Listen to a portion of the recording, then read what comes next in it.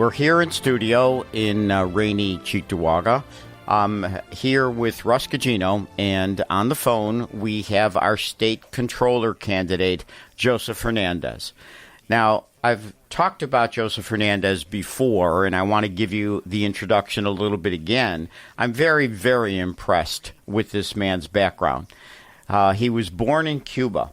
He came to the U.S. at the age of 7 after his father was imprisoned by the Castro regime. The family family values are hard work and education. His father was a dishwasher. Mother cleaned houses to raise the family and support the family. They were thrilled to death to be here in this country. They taught their children that education and hard work was the means to any goal.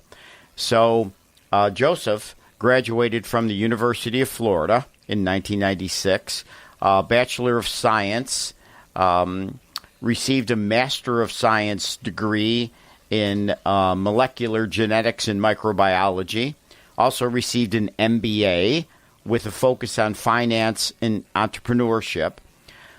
He also received degrees from Yale, from Oxford. He started his work career with Merck Company, and then went on to develop a number of companies on his own. So he is an entrepreneur. He is a lover of America. He's a financial expert, and he is our controller candidate. Welcome, Joe. Good morning, Ralph and Russ. Thank you so much for having me this morning on your show. Such a delight, and look forward to interacting with you guys here. Well, look, I think in terms of what we have, I mean, we have a great slate of candidates, but your backstory, your education, your what you bring to the table are just stellar. So I want to talk about some of the things that you've been talking about. I have a number of your press releases here about what's going on in this state. So let's get right into it. One of the things that our governor, Kathy Hochul, has proposed in her executive budget is to limit the controller's ability to oversee spending from the state. Tell us about that. Yeah, I mean, look, there's always a power grab in Albany. That's what I've learned. And as you know, I'm a business person. I'm new to this political world, and I'm learning the nuances of how corrupt our government really is. And because we are, a lot of us don't take time to really learn, me included, about how things work and processes work. We kind of we trust these people, right? We think they're doing the right thing. And one of the things you mentioned that my family taught me was to love America. And as I sit around and I see the disarray, I mean, we left communist Cuba. We left an oppressive regime that had a socialist ideology, and here we have this ideology brewing in the greatest state of the nation, in New York and in New York City. And so that's what motivated me to do this. And one of the offices that really has the opportunity to control the craziness, the out-of-run government, the overspending, the overtaxation government that we have here in New York is the Comptroller's office. And the Comptroller has two main functions that were really independently, there's an independently elected role, which was established in about 1847 or so. And back then, there was a lot of corruption going on.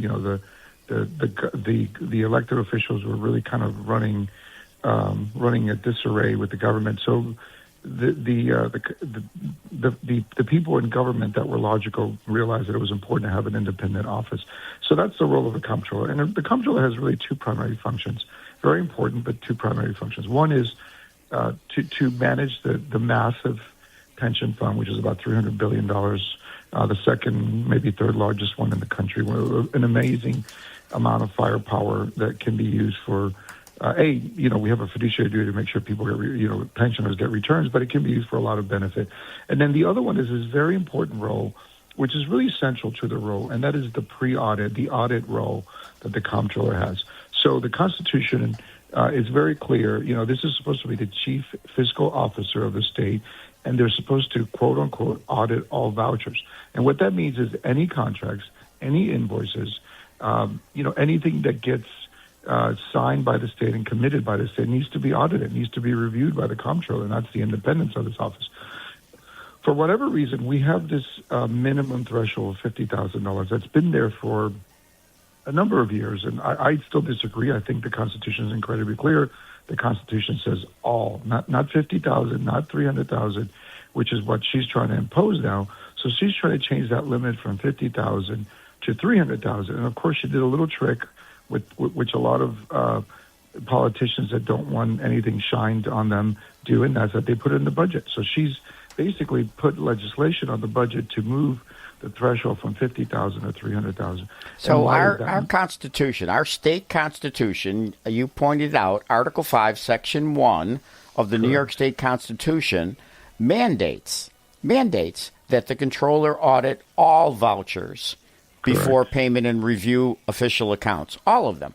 But for decades, we've been they've had this $50,000 threshold so that the state could spend up to $50,000 without any oversight.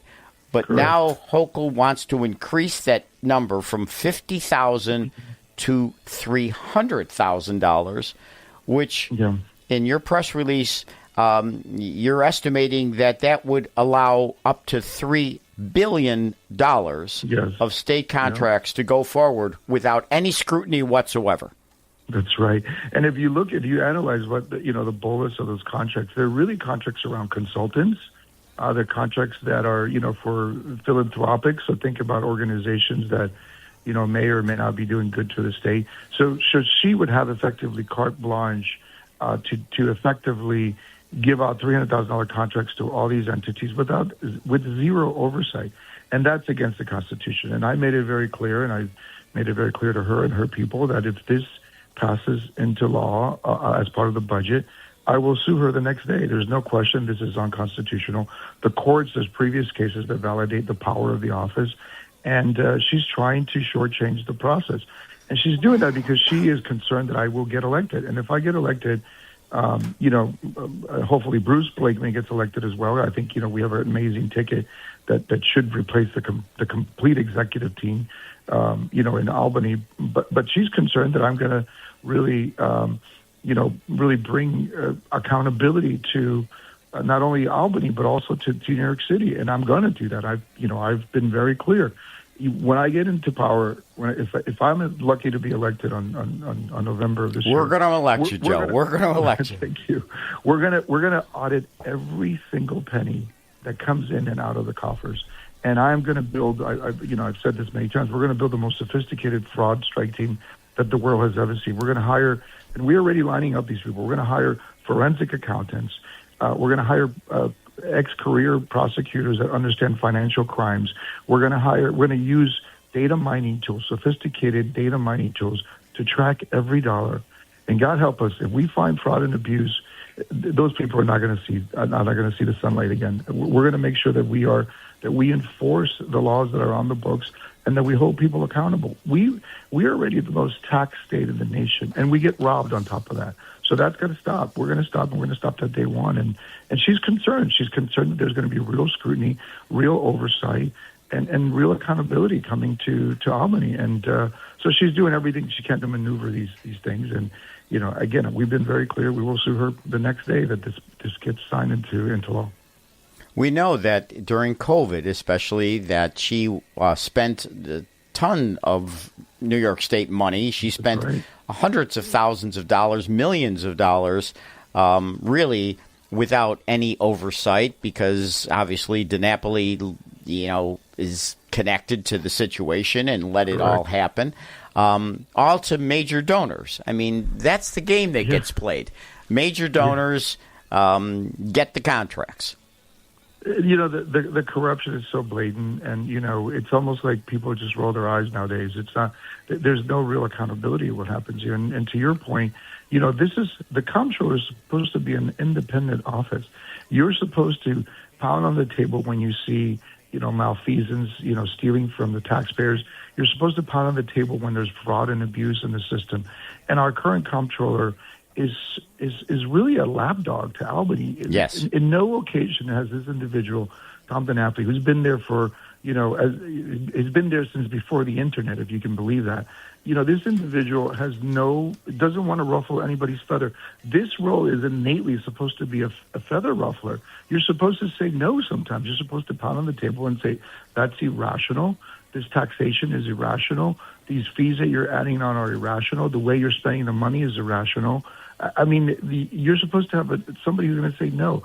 Unfortunately, Tom DiNapoli, who's been there for a very long time, doesn't like to upset the apple carts, doesn't like to upset Mondami and Hochul, and has done nothing, absolutely nothing. We have only seen fraud and abuse in the system. I do have to give him credit. He's agreeing with me on this issue of Kathy Hochul changing the minimum for audit and review by the comptroller. He's in agreement with me that this is not right and is going to add more fraud and abuse in the system. And she's even ignoring him. So he's not using the power of the office. If I was him, I'd be like, look, if you put that in there, I'm going to join Joe's lawsuit and we're going to jointly sue you. He's not saying that. He's not saying that because he knows that he'll roll over if he has to. Because to your point, there's nobody guarding the coffers of the state. Nobody right now. People are asleep at the wheel, and they have been for a very long period of time. Joe, this is Russ Gugino. I wanted to ask you a follow-up on that. So let's say you're the controller, and you come to a disagreement with the governor on something that they want to spend money on, and you say it's not right. Is your only recourse to go to the state attorney general's office, or do you have the authority within the controller's office to cancel? The checks cannot get cash if the comptroller doesn't sign them. So every check that comes out of the state gets the signature affixed by Tom DiNapoli. If it doesn't have that signature, the checks are no good. I mean, you're kind of like the CFO of the corporation, and the CFO has to sign off on checks. This is why every contract, every invoice goes through that office, because that's the intended role. The intended role is to be an overseer, to make sure that the people that are elected, because this happens, and again, this happened in 1847. This is not new. Fraud and abuse by elected official is not a new thing. We think it is, but it's not. It's been going on for a very long period of time. And in 1847, they were seeing this stuff, and they're like, you know what? We need to have an independent office that's publicly elected, that only responds and is only accountable to the voters, to make sure there's real oversight, and that's what this role is. So it's a very powerful role. And Tom DiNapoli, has like a rubber stamp. He probably has one of those auto pens signing checks, because there's no oversight. There's zero. Not on one occasion have I heard Tom DiNapoli say, "We're not approving that contract. We're not signing this check." As a matter of fact, if you look at some of the stuff he's done, it's almost egregious. When the Attorney General was in hot water with the federal government, they inserted this little pretty language in there that said, you know what, any elected official, i.e. Letitia James, can get $10 million to support her legal campaign. That is, any controller in any state would be like, that's not rational. That's not supposed to be how we use the state's dollars. And I'm not going to approve that. He didn't do that. He rolled over and he signed it, and of course the world forgot about that. That's one example. I mean, there were many examples, like I said, during COVID, when she went out and just spent money, and even though he had the oversight because they were over $50,000, he did not use the oversight. And there were lots of stories about, spending excess money compared to other states, compared to where she could have purchased the same types of items during COVID, and yet she did it. And again, it's the political, okay, I'll scrub your back, you scrub mine, getting her own money back. I don't know about you, Ralph and Russ, but I am so tired of this BS. Yeah. This abuse of taxpayers. I mean, again, we are the most taxed society, and then on top of that, they steal from us. These are career politicians that their only interest is to stay elected. And we got to put it into this. Listen, New York is at a crossroads, and I keep telling my friends in New York this because it's real. I mean, we're at a point where we can change the trajectory of New York in a positive way, or it's going to decline in a way that it's not going to be an achievable goal to return it back to its greatness. And we have to change leadership. We have to elect Bruce Blakeman to be governor because I got to tell you, he's the most commonsensical yes, he is. Politician I see out there. He what he's done with Nassau County, if he does a quarter of that for the state, we're going to be the best state in the nation. We need him elected. We need an attorney general that's going to prosecute people. And Sarita is a real prosecutor. This individual is highly educated, has put real criminals behind bars. She knows. She's a no-nonsense prosecutor. That's what we need. Right now, we have a political prosecutor in power. We have a governor that is scared of Mandami and does whatever he says because she wants to be an elected official for eternity. And we've got to put an end to this. We have to. Joseph Hernandez, our New York State Comptroller candidate. As an aside, Joe, I just want to say that recently you had another initial public offering for Blue Water Acquisitions Corp. This is another one of those entities that you've brought along that shows your background, shows what you're capable of. You spent a career building businesses, raising capital, creating value in the economy, and so that's a success I want to congratulate you on. Thank you, Ralph. Thank you so much for that. I appreciate it. Look, it's hard work, and my destiny, Ralph. I always joke that my destiny in life was to be a shoe shiner in Cuba, and here I am ringing the door, the bell of New York Stock Exchange. Yeah.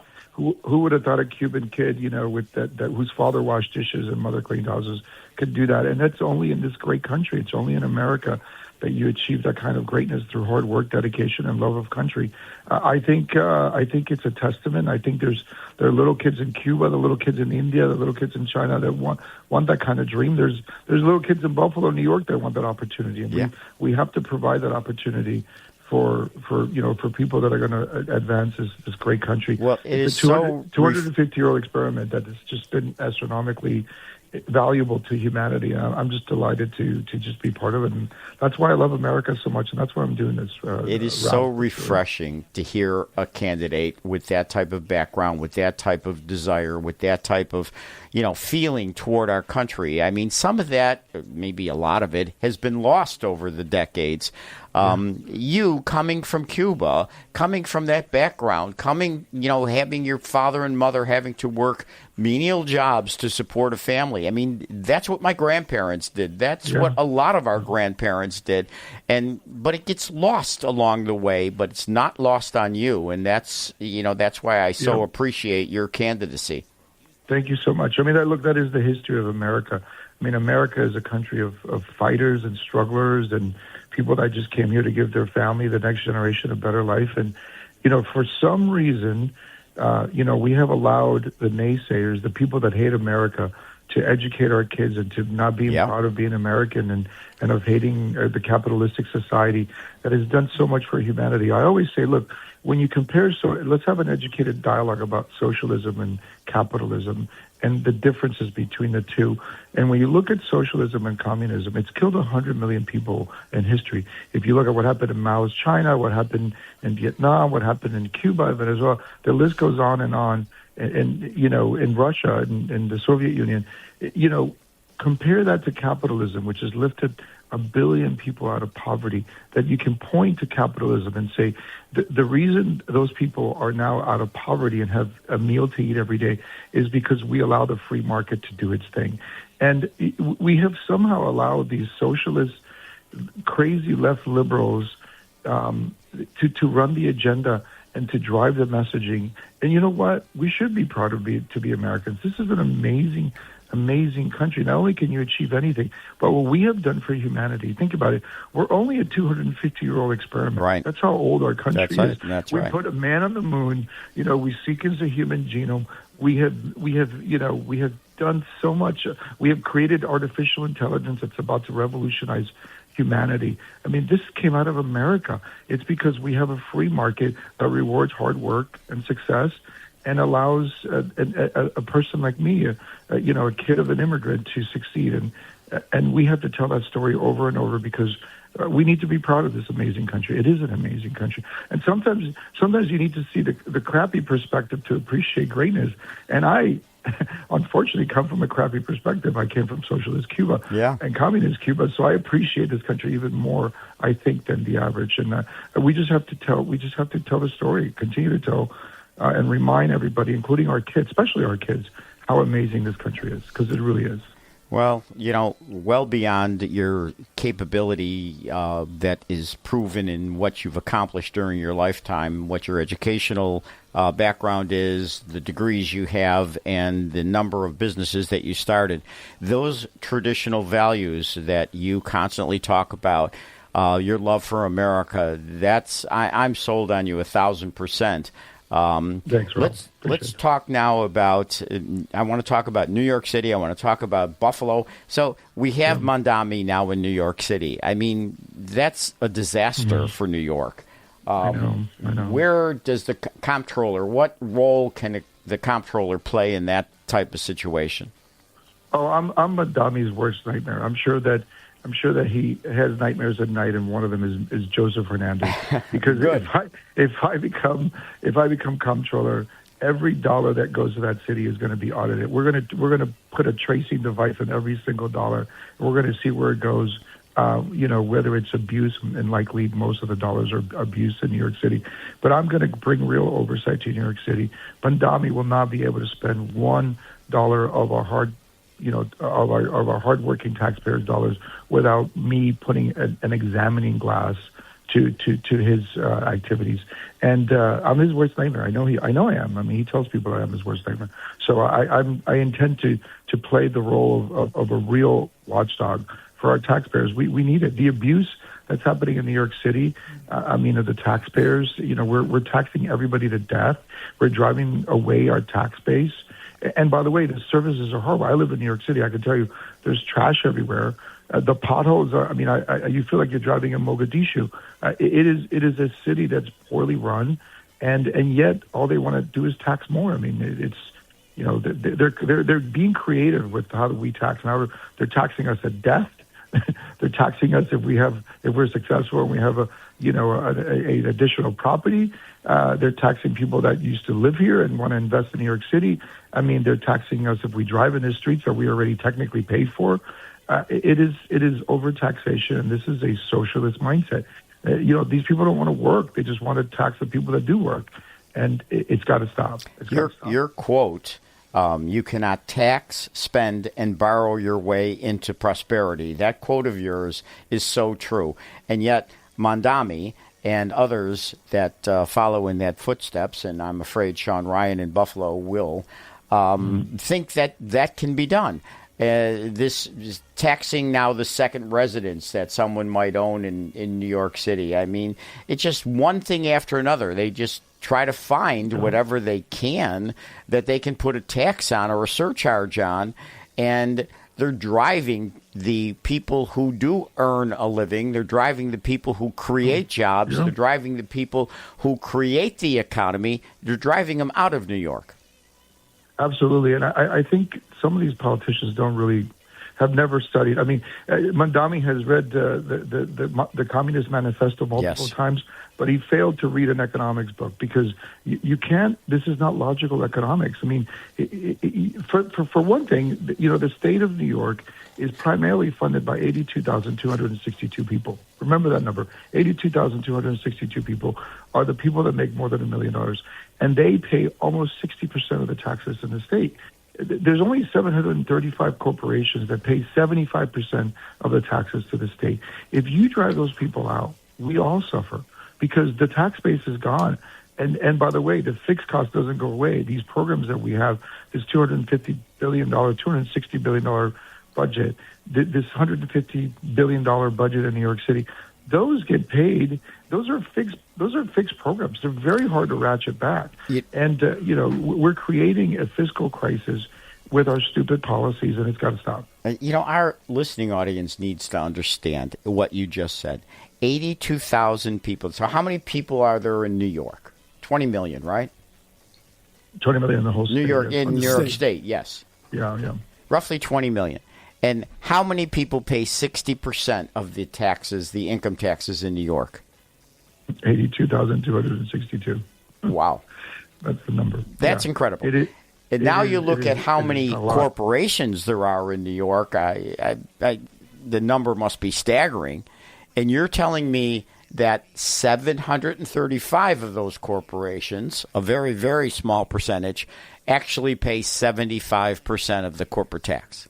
That's correct. Yeah, it's the disproportionality of our tax base is crazy, and it is what it is. I mean, we've inherited that, and that's what we have to deal with. But we can't drive these people away. We can't drive these companies away. I mean, we need them. They employ our kids and our neighbors. We have to.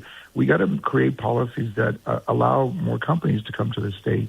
And right now, we're doing the complete opposite. And again, the cost. The costs don't go away. I mean, the budget is the budget. I mean, these are fixed costs that we built into the system. We have a massive pension obligation that we need to honor. Look, last year alone, the pension paid out $16 billion in retiree obligations, which, by the way, we need to honor because we made these people a commitment that if they work for the state and they give their life to the state, we're going to take care of them in retirement. So that we have to honor that. That is a non-negotiable thing that you have to honor. And but it's a fixed cost, and if you drive the tax base, if you don't get good returns on the pension fund, you're in a fiscal tailspin. And this happened in 1975, by the way. This is not going to be. This is not a new thing to New York. I mean, New York was days away from being bankrupt in 1975. Right. And I see, unfortunately, in some ways, I don't know that I want this job because I think I'm going to oversee a fiscal crisis in New York. But we have to do it. We have to be diligent. We have to ring the alarm bells because right now, all these people are doing is spending money with no oversight and driving the tax base. It's just a recipe for disaster. Joe, this is Russ again. Staying with the pension question. As I understand it, Kathy Hochul is proposing to have people retire at an earlier age. And that's going to cause probably a hemorrhage to the pension fund. The question is, how close is the pension fund, if in terms of your extrapolation of the numbers, if people are retiring early, there'll be more of a burden on the tax on the pension fund. For sure. Is there do you have a prediction or do you have an analysis as to how great that pension will that burden would be and how dangerous it would be to those who are on the pensions to all of a sudden run out of money? Right. Look, and I think this is a double-edged sword, right? If you're in the pension system, you want obviously the best possible benefits. But what good is that if the fund is going or if the pension fund can't honor its basic needs? It doesn't help the cause. So you have to be logical about this. You have to be financially logical. And there's a couple of things they're looking at. One is reducing the retirement age to 55. The other one is reducing the contribution or basically eliminating the contribution to a certain point. And the other one is adjusting the formulas that are used in sort of payout in retirement. I think all those things that the economic analysis that's been done and reported on is that if you do everything that they're proposing, you would effectively add another $30 billion burden to the pension fund. And the pension fund is already with last year's return, we had like 5.8% return to the fund. We barely made the obligations. I mean, we had to pass the hat out to collect the difference because the obligation is there, whether the returns occur on the fund or not. If there's not enough money on the returns, we literally have to pass around the hat and collect from all these municipalities and cities to make up the pension difference. And the bigger that burden becomes, the bigger the burden becomes to make sure that we get higher returns and that we collect from the municipalities and local governments. And I got to tell you, there's nothing worse when you talk to the people running these counties and cities. There's nothing worse than saying, I couldn't buy that fire truck, I couldn't buy that ambulance, I couldn't do the repairs I needed on the water treatment plant because I had to, contribute to the pension fund because we didn't make enough returns. That's disheartening. And by the way, adding another $30 billion burden is not wise. It just isn't smart. We want to honor our employees and we want to treat them right. We want to do what's logical. There are things you can do in the system to give them additional benefits without creating this massive burden to the pension fund. And right now, people are not thinking about logic. They're thinking about how do I get elected? How do I stay in power? Because I can't do anything if I lose this job. And that's really what these politicians think. That's how they think. It's crazy, but that's really how they think. So as you said, the work of the comptroller is actually two things. the auditing, which you've talked about, but now we're talking about the investment of the pension fund. And, I've heard you tell us about DiNapoli's terrible rate of return, that he wouldn't be hired by any large entity, any large corporation, if he was only able to get the kind of return that he's received. What needs to be done there? No, you'd be fired on Wall Street if you manage a fund. As a matter of fact, the money that the fund gives, the pension fund invests in people's funds. If you return 5.8%, you would not get another allocation next year. That's just the way Wall Street works. It is all about making sure you give returns. And a 5.8% return is dismal because you can put that money in Treasury bills. The U.S. Treasury bill pays about 4.3, 4.5%. Right. You're effectively getting Treasury bill, T-bill returns on an organization that runs on a $600 million budget that has 2,700 employees. You would be fired. Well, Wall Street would never, and you would never get another job on Wall Street. All right. And when you compare our performance to other funds, CalPERS, for example, which is the peer fund, it's a California retirement fund. They generated almost 12% return. So that is what I want to talk about. I want to see some comparisons. Our New York State Comptroller candidate, and we've been talking about the kind of return that New York State has seen under the current comptroller, a very dismal return, comparatively speaking. So, Joe, what type of return should the pension fund be getting? What do other states get in their return? Yeah, I think you got to look at the peer funds to really sort of make an educated assessment as to whether, we're doing well or not. And I can tell you we're doing horrible. Because when you look at, there's really three funds that stick out. One is CalPERS, which I mentioned earlier. They got almost 12% return. By the way, the S&P, the Standard & Poor's 500, generated about 16% return. And that's how the market has performed the previous year. Really good returns. The economy was doing well. And for that reason, all these companies perform really well.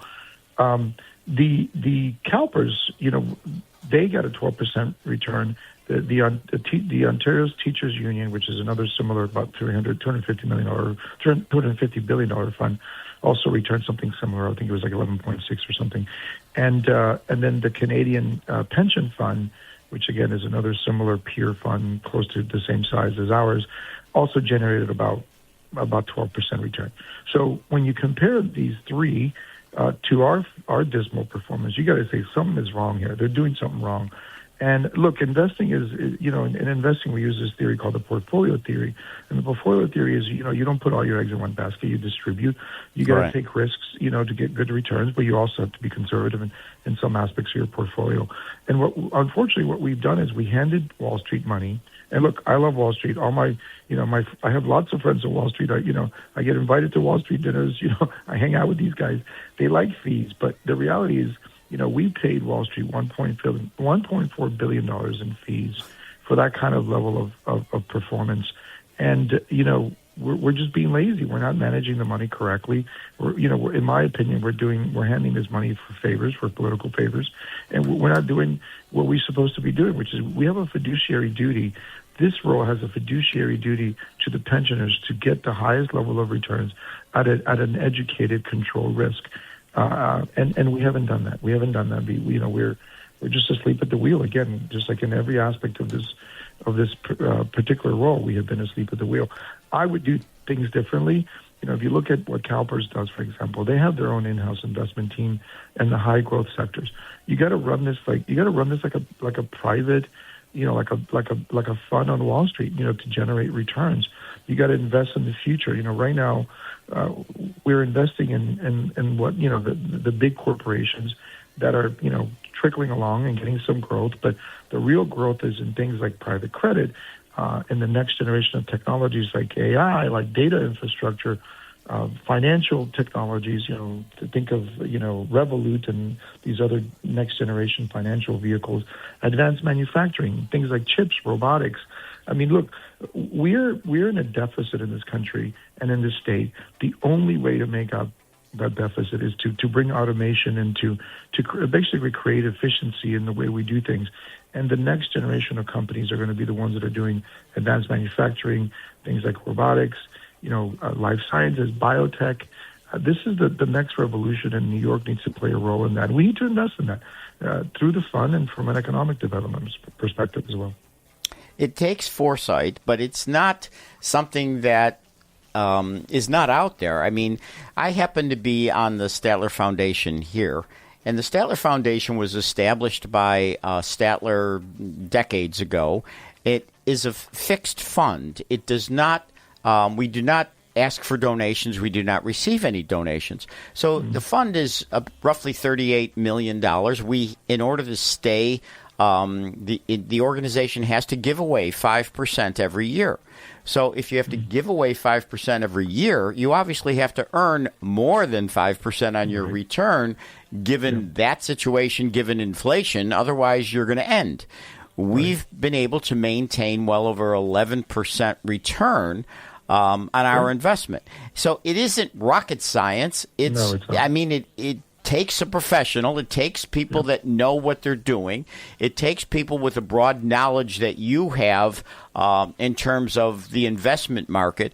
But it isn't rocket science. Yet what happens here is when, in my opinion, again, when the same people are in office, what's the most important thing is staying in office. The most important thing isn't bringing the return or doing public service or, taking care of the electorate. The most important thing to these people who have been in office for decades is staying in office. That's right. And then using the power of that office for agendas that don't really generate value. And I'll give you a perfect example of how I think the fund has been poorly managed. For one thing, they've used it as a political vehicle, right? It's to move forward agendas that are in their interest that don't really have logical investment rationale. Things like, for example, something like, we allocate something like 25% of the investable money to DEI firms. These are firms that have no real track record of performance. That, by the way, they don't report how these funds are doing individually, because I guarantee you, and again, I'm not making this assessment because I don't know the data, but why aren't they reporting that individually? Why aren't we seeing the returns by funds so we can really say, look, these funds are not performing? So they've used this as a political vehicle, and we all suffer. And it's partly the reason we have a 5.4% return, 5.8% return last year. So it's being used as a political vehicle. They invest in things like, green technologies. And look, I'm all about green technologies if they generate value and they're real and they generate returns and they're the future, like, things like battery storage, things like small portable nuclear reactors. This is the next generation of energy. We're investing in that where we see real return. Okay, fine. But we're investing in stuff that lead to nowhere. These are bridges to nowhere. Then all we do is lose money in these investments. But they're politically driven, because you can get in front of somebody and say, look, I invested in this green technology, even though it's a bust.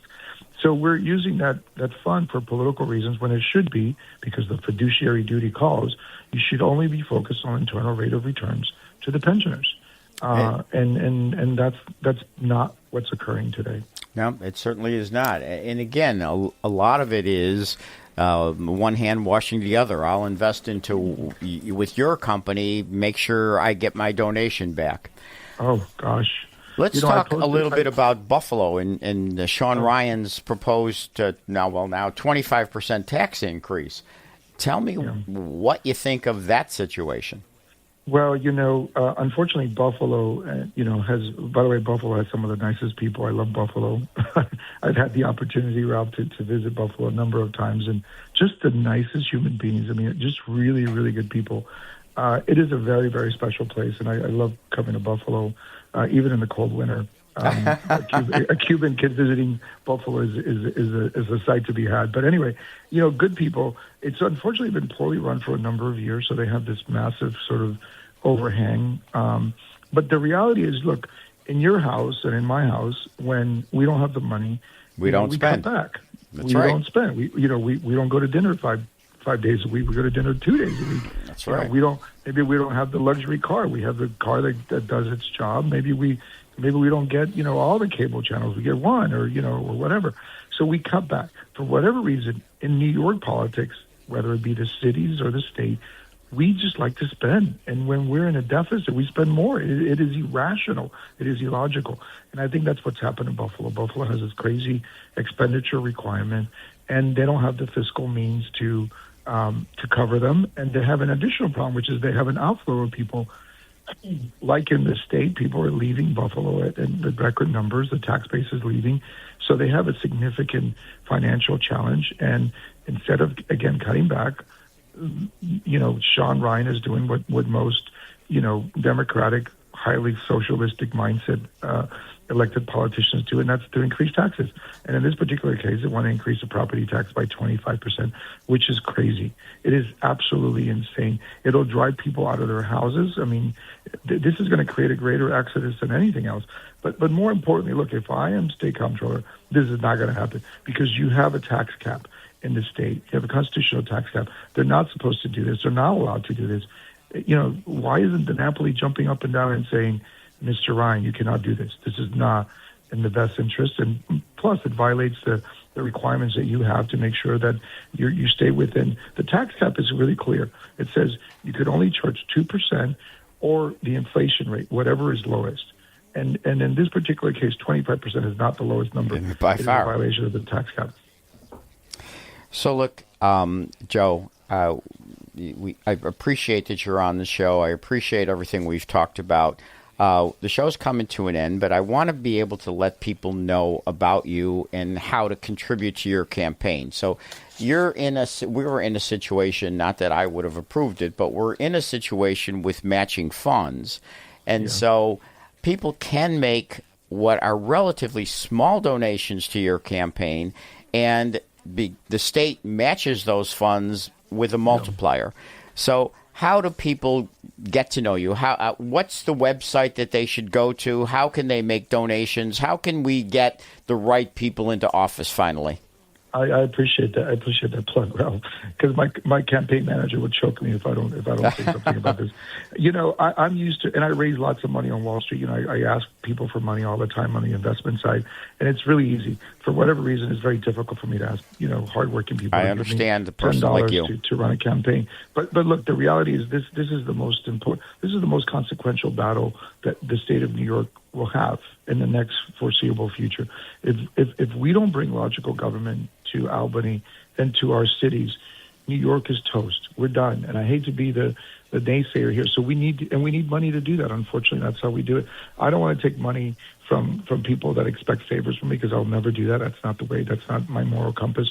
So I need the average person to donate, $10, $15, whatever they can to my campaign. You can find more information out at Hernandez for NY. The state matches 6-1. Again, I don't believe in government support, but we have to. Look, we're fighting a machine. We're fighting such a monster of a machine. They're well financed, well greased. They own all the coffers. They own all the power.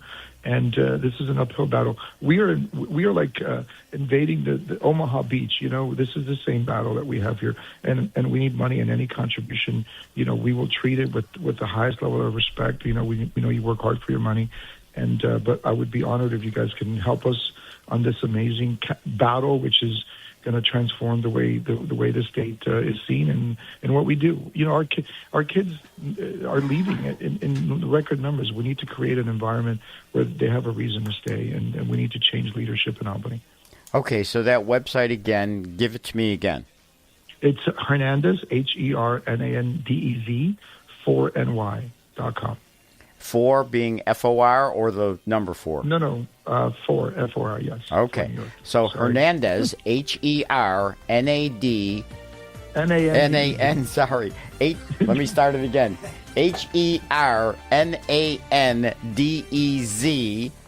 FORN. NY? NY. Okay. That's where you need to go, people. There we go. I appreciate the plug again. All right. Thank you very much, Joe.